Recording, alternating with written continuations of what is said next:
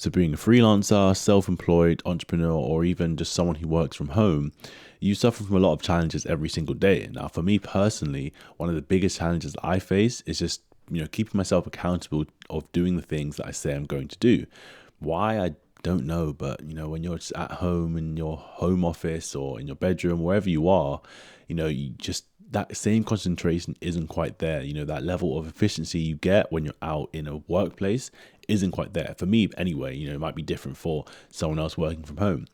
So I wanted to obviously just find out how I could stop this. How could I become more productive? How can I become more effective and just stop procrastinating and just start, as I said, getting more results and being more effective?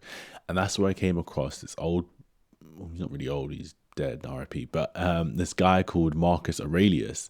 Now, Marcus Aurelius is one of the great Roman emperors who had a lot of wisdom, and yeah, he just knew what he was talking about, really.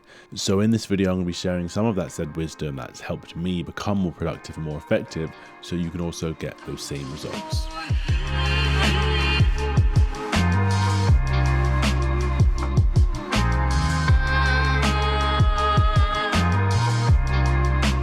Yo, what's going on, guys? It's your boy JC. Hope you are doing well. You're gonna have to excuse my little janky setup here. Just using my GorillaPod as a mic stand, mic holder. Yeah. Anyway, so as I said, we're gonna be talking about how you can become more effective with your day. And one of the biggest things that Marcus Aurelius was saying to do is a concept called negative visualization. Now, personally, this wasn't a term that I'd come across ever before in my life. You hear a lot about just visualizing maybe for your goals or just general visualization in life, but not quite negative visualization. And all it is simply when you do have a goal, you're just looking for things to go wrong. So not looking for things to go wrong and mess you up, but what are the things that you think will go wrong? You're looking for the things that are going to get in your way and potentially stop you from reaching that goal. So the benefit of identifying these obstacles and problems that may get in your way is obviously beforehand what could go wrong, and you're just going to, solve it. So I'll give you an example. My goal is to film, edit, and upload the video that you're watching right now. Just know you can get that source so you can start becoming more productive. But usually that's where I'd stop. You get your goal. Okay, today I'm going to record this video and that's it, done. But with this technique of negative visualization, after I've identified what my goal is, so recording, editing, and uploading this video, I need to identify what are the problems that could go wrong. For example, the first one would be my phone. Most people's biggest distraction is their phone. When you have the things of social media and games in your phone, like all these things that you can access on your phone, it becomes a major distraction. Yes, there are benefits and there's lots of things you can do with your phone, but a lot of the times they are just distractions. So my first distraction my first obstacle is my phone. That will make me procrastinate or help me to procrastinate, if that makes sense. Another potential problem could be my time management, just not having enough time to maybe record this video because I have client projects to do, personal errands to run, and just a lot of stuff going on in my life that may prevent me from recording this video. Or I say a third example could just be I'm quite tired. Maybe I got a lack of sleep that day, which has caused me to get really tired when it actually comes to recording this video. So now that I've identified these three problems, one being my phone as a distraction, two being time management, and three being potentially being quite tired, I can now find solutions for these problems. So when it comes to me actively chasing my goal and actually doing the tasks to complete the goal, when these potential problems come up, I know how to solve them. So my phone, all I have to do is put it away, put the phone in a completely different room, downstairs if your office is upstairs, so it's unreachable and it's not able to distract you. Second one, time management. At the beginning of each week, I can just create a schedule for when I have shoots, when I have deadlines, when I have to edit this, when I have to edit that, so I can plan out when I can record this YouTube video, so I can slot it in a place so that when it comes time to do it, I won't feel guilty, I won't feel stressed out because I know I've scheduled everything in place. Then the last one, if I'm tired, you just got to firm it. But I could change the time. If I'm going to be tired that day, maybe I'll do it early in the morning after gym when I have quite a lot of energy.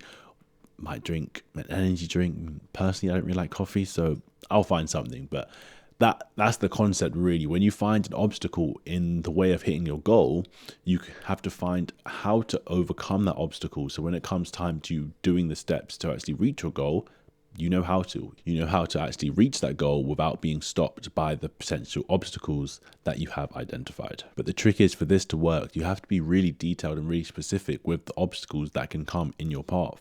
Let's take a bigger goal, because obviously making a YouTube video is quite simple.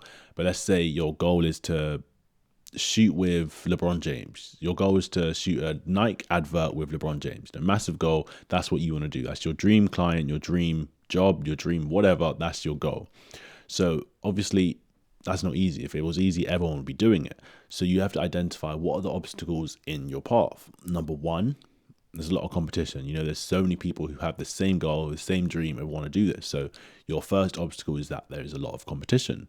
Another obstacle could be you're not able to create some spec work for people to see this in your portfolio, because you have a lot of other work to do from your current clients who are then, you can't stop doing that because you have bills to pay. You need to get the money coming in.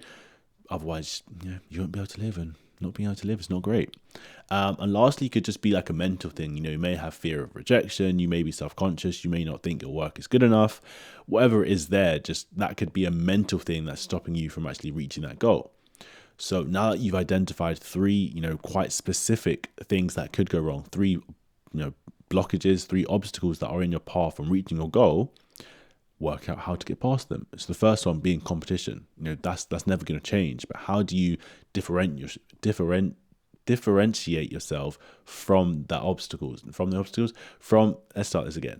How do you differentiate yourself from all the competition? How can you stand out from people so the person who also wants this dream, you look better than them, whether it's your storytelling, whether it's your lighting, your creativity, whatever you're using to stand out. That's how you have to beat the competition.